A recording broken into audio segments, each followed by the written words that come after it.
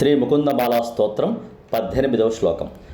హే లోకాః శృణుత ప్రసూతివర్ణవ్యాధేశ్చికిత్సామిమాం యోగజ్ఞా సముదాహరంతి మునయో యాం యాజ్ఞవల్క్యాదయః అంతర్జ్యోతిరమేయమేకమమృతం కృష్ణాఖ్యమాపీయతాం తత్పీతం పరమౌషధం వితనుతే నిర్వాణమాత్యంతికం.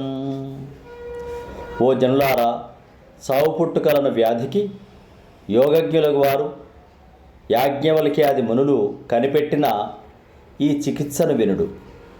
వారు కనుగొన్న మందు కృష్ణామృతము. దానిని సేవించినచో సంసార వ్యాధి సమూలముగా నశించుకోవును.